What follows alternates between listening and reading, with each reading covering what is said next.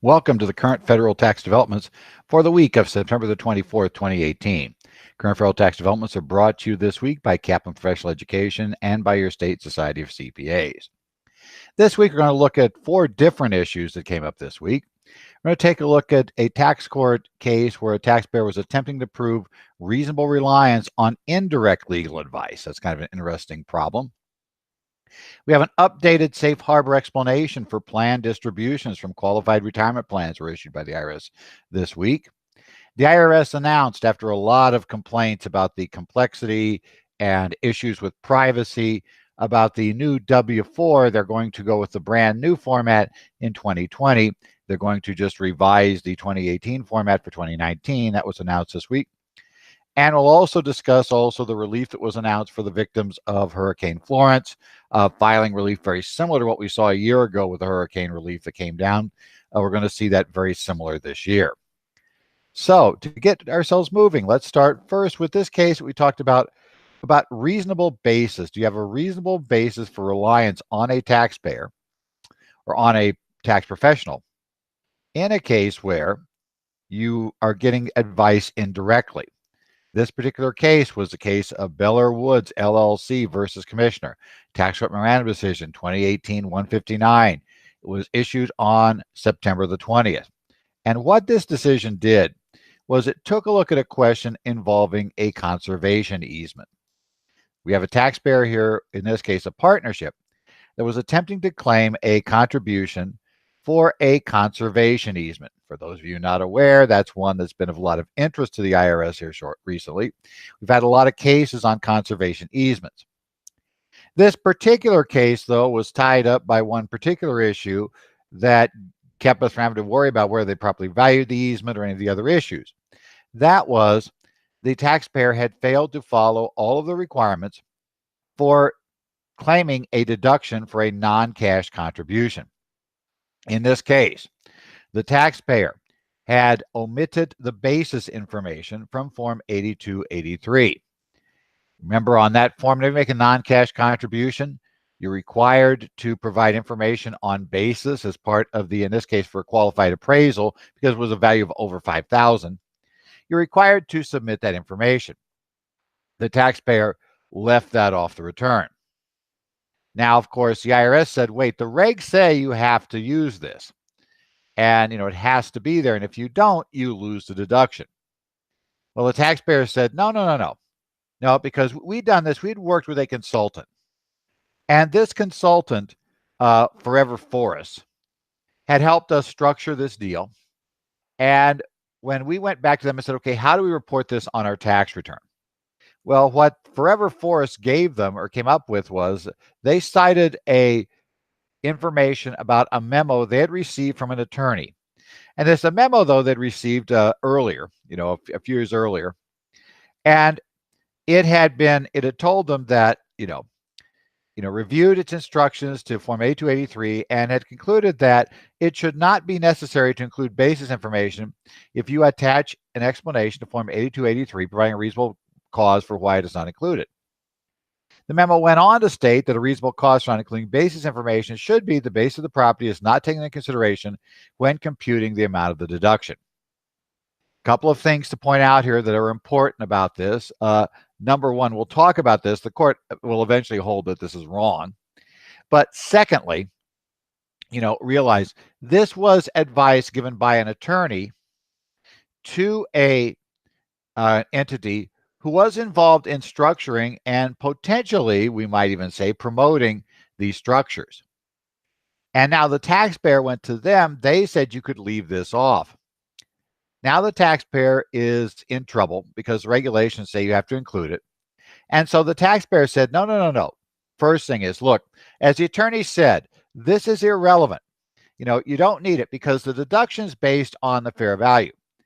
And regardless, unless the fair value is, if the fair value is less than our cost basis, we're going to have to take that, and it's not, nobody's alleging if we sold it, it wouldn't be long-term capital gain.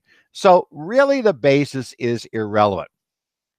Well, the tax court said, no, guys, you miss it. Congress added this to the law specifically to help us find structures where it appears that somebody is grossly inflating the value of the conservation easement. For instance, if you acquired the property a year and a half ago, it was worth $100,000. And oh, by the way, then suddenly now, a year and a half later, you're claiming you donated a conservation easement for this property, and that easement, this partial limitation on use, is somehow worth $10 million. We might have reason to worry about that valuation, separate and apart from having to look at any details inside of that. Just it's easy to say this is a return we should look at. When you omit basis, that's not an inconsequential item. In this particular case, there was an issue about a significant difference between basis and fair value. And as the court pointed out, this donation was made in the middle of the biggest real estate slump we had had for a long time. In essence, why had this property supposedly grown so dramatically when all the property around it was going downhill? And they're saying, that would have been an issue for the IRS to have wanted to look at. And what we're claiming is, the claim fair market value was over $4,700,000 was what they claimed was the value of the easement. So the court said, guys, no, that's not right. In essence, the attorney's conclusion that you could leave this off and a reasonable basis for doing so is because, it just wouldn't matter in the deduction. It's like, no, guys, sorry, that's wrong. Congress intentionally said, if you want to take this, you have got to provide the basis number. We don't care about whether or not you might think it's irrelevant. Yes, ultimately, it's not relevant, but it is very important for the service to enforce this rule. And Congress said, if you're not going to give us that information to let us enforce the rule, then what we're going to do is we're just simply going to deny the deduction. Okay, so on the merits, we lose this. Well, they said, okay, second point. Well, we basically complied. We were really, really, really close in compliance. And that, in fact, essentially we had substantial compliance. And that's a doctrine that has been used in rare occasions to allow deductions in cases like this. But the tax court said substantial compliance doesn't really work in this case. You intentionally, it wasn't an accident that this got left off. It wasn't due to a misunderstanding that you didn't include this. No, you didn't want to give it because, to be quite honest, it really did make it look bad. And because of that, we're not going to give you substantial compliance for omitting this when that was an intentional act on your part. You knew that the reg said it had to be there, and you intentionally pulled it off. Now you pulled it off claiming that the law didn't really require it because, as we'll get to shortly, there was added in 2004 a reasonable basis exception to this rule. But they're saying, but reasonable basis is not, we want to omit it just because, we don't feel like turning it in. That's not reasonable basis. However, the court said there is an issue here, though. Reasonable basis as a position, as something that we work with in the tax law to get out of penalties. One of the key ways we show reasonable basis is that the taxpayer sought advice from a competent professional, that the taxpayer, gave the professional all necessary information, the professional gave advice back to the taxpayer, and the taxpayer reasonably relied on that advice. What it is, the key issue for reasonable basis is, did you take action to reasonably try to, as best you could, fully comply with the tax law? And the court said, there actually is a question here. So IRS, we're not just going to give you the win straight out.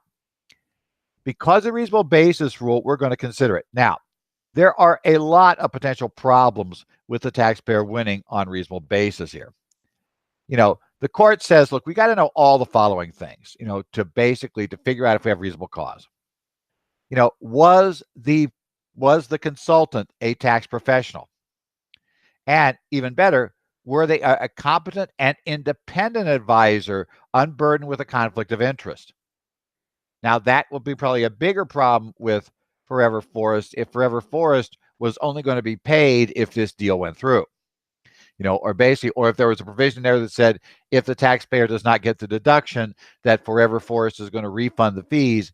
If there are things like that, then you may say various issues suggest that Forever Forest had a reason to want you to push forward with this. So that could also be tough. Are they an advisor? That's also tough. That's going to depend upon who's on staff and their background. But can you look through and rely on indirect advice? The court apparently opened the door to that possibility, but I don't think it's by far a probability that you're going to be able to look through and rely upon indirect advice. And finally, whether or not this partnership should not have realized that regardless of this, if a professional gives you advice that is simply too good to be true, and you know it's too good to be true, you're not reasonably relying on it. If I tell you that, yes, we bought this piece of property a year ago and for 100 grand, the market's collapsed. We just gave away a portion of the property and it's now worth $20 million, that portion we gave away. You might argue that's just simply too good to be true. That regardless of all of this, you were not reasonably relying on this, and you were hiding things. You knew you were hiding the basis because it indicated a problem. So while I don't know the taxpayer is likely to prevail in this case, we're not yet done with this case, or at least I'll put it this way. The tax court said go back. My guess is we may see some settlement on this.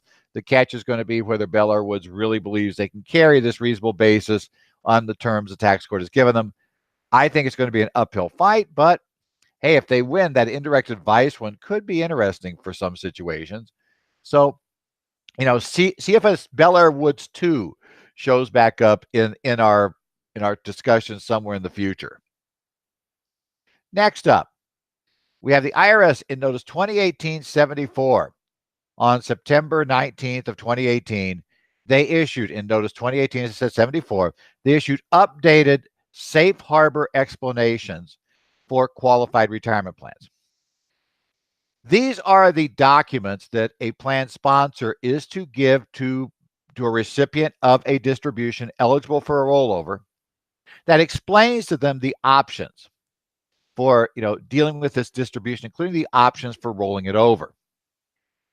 And they issue these every few years. Now, and they do it because they need to roll them forward to take into account changes in the law or changes in IRS rulings that have taken place since the last one was issued. In this particular case, since the last one was issued, we've had a number of changes in the law.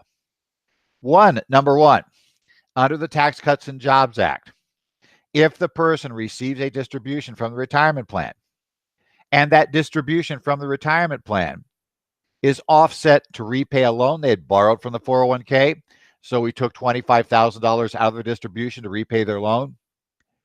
Beginning with 2018 distributions, the taxpayer will have until the extended due date of their 2018 return, when they received the distribution, to make the rollover. We're updating this to tell taxpayers that they have that extra time if any of their distribution consisted of a loan offset. Congress added that because taxpayers often didn't understand that they had to roll over not just the $620,000 they got from the plan, but they also had to roll over that $25,000 offset at the same time. So it's not just the net check. Most often they got told that when they came to see their advisor. Now they're going to at least have a chance to fix it. The notice has been changed for that. There also were some law changes that allow some special cases where certain public retirees, generally law enforcement people, have more liberal options for rolling over plan distributions. And also they don't get penalized as quickly. The public retiree changes are put into the notice. So they have those brought in, and that's included in these model notices. They also remember the IRS added self-certification for late IRA rollovers. Remember in Revenue Procedure 2016-47, the IRS added the ability where if there is a late rollover into an IRA and you have one of the specified reasons in that revenue procedure, which covers most of the reasons why the IRS ever gave permission for a late rollover, you can self-certify. The new explanation describes the self-certification process, the issues under which it will work, and gives that information.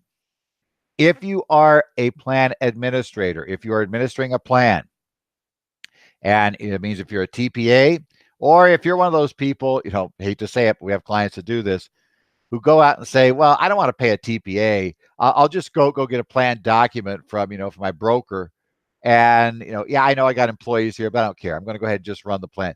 Well, they need to update their documents too, all of these things. Now, all of these explanations are actually two separate explanations in here. Explanation number one is for accounts distributions from designated Roth accounts. And the other explanation is for a distribution not from designated Roth. The IRS also makes clear you can modify these notices to omit things as appropriate for your plan. For instance, if you're not a public retiree plan, you don't really need all that information about public retirement options. If your plan doesn't offer loans, arguably you don't need the loan offset information. So you can modify them, but you should start using these new ones. In essence, you're not protected any longer. Also remember, these protections only apply, as long as the law doesn't change. So even if, you go ahead and use this notice, if Congress changes the law, you're supposed to update these notices and not wait for the safe harbor explanations to come out. Now, again, this updates the notices that we got back in 2014, in Notice 2014-74. So we had those notices. They were the prior safe harbor notices. They have now been updated under the new rules. So be sure that you've gotten these things taken care of, and be sure that you've gotten everything updated for your qualified retirement plan. If you are not a TPA, but let's say you're a controller and you sponsor qualified retirement plans, you probably want to check and make sure your TPA has updated any notice documents they're going to be using in order to comply with these new rules. That'll also be one of the things to be looking at. The IRS decided that in Treasury press release issued on September the 20th, the IRS gave into pressure and gave into a lot of complaints and decided that the revised new messy W-4 is not going to be used in 2019. Rather, we're pushing it back to 2020. In June, the IRS had issued a new proposed W-4. You may remember we've had issues from early this year with the changes made in the Tax Cuts and Jobs Act. The old style W-4 really didn't work, because remember, old style W-4, it really wasn't this way, but it's the way I thought about it. You said, look, married couple, 2 kids, right? So essentially, you claimed 4 withholding allowances. The theory was, if is a simplistic view of that. As we all know, that didn't really work if both spouses did that. That's another long problem that we had to modify. But for instance, single or head of household, mechanically, that's pretty much what you did. And if you weren't itemizing, it came reasonably close to what you needed. Well, now the Tax Cuts and Jobs Act got rid of those deductions for personal exemptions, gave us a credit that's larger for younger kids, for dependents that are 16 and under, but drops dramatically when they go above 16. We also have issues where the standard deduction grew dramatically. The credits phase out. We have all kinds of things that just make this into a bit more of a mess. So the IRS decided, well, the old way of doing it wouldn't work, but they had to get something in this year. So they went with a quickly modified version of the 2017 form for 2018. Then they said, we're going to go back and we're going to do this brand new system for 2019. And there were a lot of complaints about it. The catch was the IRS came out with a form that quite a few people would tell us required you to actually go back and do a full tax return computation. Now, for most of us, that's like, well, that's how we always did them, right? I think most of us will do a tax computation, then back into what the person had to put on W-4 to get their withholding to come out to equal what we computed their tax was likely to be. That's always been a theoretically preferable way to do it, but it's never been the way the IRS told people to do it on the form, because most people are not going to want to do a tax return twice. Once for their own return, once again. Also, it means for a lot of people who don't do their own returns that they would have to go probably to a tax professional to fill in their W-4. As well, the schedules and other information that could be submitted with the W-4 to back up the numbers had a lot of personal information that raised privacy concerns of submitting that information to an employer. Even without those, you gave enough information on the form that you were telling things to an employer that an employer otherwise had no right to know. So people got very concerned about this structure. Because of that, the IRS has now told us they're going to revert to the 2018 format for 2019. So it's going to be just as imperfect as it is now, but it's going to be the same thing. Especially payroll companies are getting very, very worked up because, well, and everybody has software now doing payroll. Your payroll software has to be updated for whatever the new W-4 is, however it's going to work. And as the payroll companies were saying, we're running out of time. We are now approaching October, and we're now getting to the point where we need to understand, we have to start programming our systems for 19, and we need the new W-4, and you haven't given it to us yet. The IRS does still state they're going to be going for an updated, revised, changed version, but they're now going to drag it out to 2020. So they're going to claim they're going to give us a brand new draft of 19 and then quickly roll that out. Then we're going to go and start working on the 2020 one now. And the theory being trying to design a W-4 that will more closely compute the proper amount of income. As you've heard lots of commentary in the press on, of course, because the 2018 W-4 is basically a kludge. It's something that was made to work, that we just had to get something in there, so we did it. It is far from a perfect, it is far from even as good as the old system was at determining proper withholding for a taxpayer. So yes, there are taxpayers who are going to find either have substantially too much withheld or substantially too little. Now, I don't know about your clients, but my clients who have substantially too much withheld may grumble a bit about getting no interest, but 9 times out of 10, they don't care as much. The people that suddenly owe tax that never owed in the past, those people tend to, shall we say, panic when this happens. So, you might want to suggest to clients that it might be a good thing to maybe run some projections here while we still have 3 months left in the year to see if their withholdings are really matching up with what their tax will probably be this year. There is that problem because with the change in the law, their tax very possibly has changed dramatically. Their withholdings may have changed dramatically, but the two may not be in sync. That's kind of a problem. Next up, IRS news release NC 2018-03. This was issued on September 15th of 2018. As you might expect, NC stands for North Carolina, and this actually deals with the Hurricane Florence situation. It is meant to be relief for victims of Hurricane Florence that hit the Carolinas. And Hurricane Florence, as we know, we're still in the midst of, I think, the last I heard, some rivers are still rising, so we're still trying to figure out the full extent of this thing. But the IRS has already published some relief. And this relief is very similar to what we saw last year. Now, on the page that has this, and because this is a fluid situation, you should always go back to the IRS webpage and check to see if they've updated the list of counties or areas. What happens is, what tends to happen to these things over time, especially until we get to where all the rivers have crested, all the damage has been done, we tend to see the IRS keep adding counties to this list. So even if a county is not in there yet, it may be in there shortly. Okay. But what they've done is they push most deadlines that occurred on or after September 7th of 2018 and before January 31st of 2018. Those are just going to be extended to January 31st of 2019.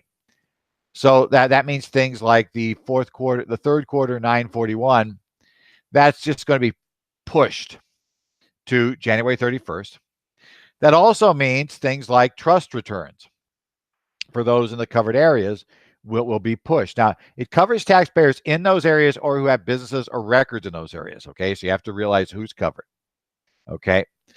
Quarterly estimated tax payments are due on September 17th are there. Payroll and excise tax returns, exempt organization returns are covered by this. And on payroll tax deposits, no, you don't get to January 31st, but any deposit that was due on or after September 7th of 2018, as long as you got it made by the 24th, that is considered to be a timely deposit. As with the previous hurricanes, we don't extend deposits all the way out. Deposits, and you're supposed to be back on your deposit cycle for payroll by now. Now, the IRS tells us that they're probably, in essence, so the IRS tells us they are going to try to identify affected taxpayers. In fact, they normally do try to identify. So if a taxpayer lives in an affected county, the IRS computers are supposed to catch this, and then they are supposed to not issue penalty notices. But let's say you didn't live in that county, but you had a business at that county, or your records, your bookkeeper was in that county, your records were tied up and lost during this. If you get the penalty notice, the news release tells us essentially that you should essentially, call and abate the penalty, and try to basically, indicate to the IRS why it doesn't qualify. If you do reside outside, if you reside or have a business located outside the disaster area, but you're affected, you qualify otherwise, your books are there, other issues mean that you're covered, you can call the IRS disaster helpline, I'll get that out right, at 866-562-5227, and you can, on that line, request that they flag your account to provide you with relief under these situations. Well, it's a final week coming up now for me. I've actually got a course this week at South Dakota for South Dakota Sci CPAs, a couple of courses this week coming up on CPA firm best practices and on cybersecurity. That'll be doing coming up on Wednesday in Pierre, South Dakota. That's at their convention, I understand it. But otherwise, yeah, my CPE is pretty much done until after the October 15th dates, once I finish that up. But remember, after October 15th, we have a whole bunch of things happening. You want to go ahead and take a look at your sign up now for what your state society is offering for CPE courses this year. Stuff is coming up. We all going to need to get an update on where things are going with the Tax Cuts and Jobs Act guidance, because that continues to roll out. We're expecting the Opportunity Fund guidance probably, well, let's say not probably, but maybe this week. We'll see the Qualified Opportunity Zone guidance, so we're going to hope for that. And you're going to need to get up to speed on how that goes. So check your state society catalog. Be sure to look in there and sign up for one of our courses offered through the participating state societies. This has been the current federal tax developments for the week of September the 24th. You can catch our regular updates online at currentfederaltaxdevelopments.com. You can also, if you have any questions or comments, you can email me, Ed Zollers at currentfederaltaxdevelopments.com. My Twitter account at Ed Zollers. And I usually post there if I post anything on the website when we post updates. You can also find me on some discussion groups. I am the Reddit Tax Pro discussion group, Reddit/r/Tax Pros. I'll monitor that. I also monitor the Tax Talk group from Yahoo Groups, which is run by the California Society. I'm also involved at the moment in groups with New Jersey and Arizona. So if you see me there, we can talk about what's going on in those groups. Otherwise, we're going to look forward to, after I get back from Pierre, should be able to get something up and going for this week. We'll hope for the best as to what goes on. We'll see what we get. We'll see if we get those Opportunity Zone regs this week. So be sure to check in and find out what's been going on in the area of federal taxes in the coming week.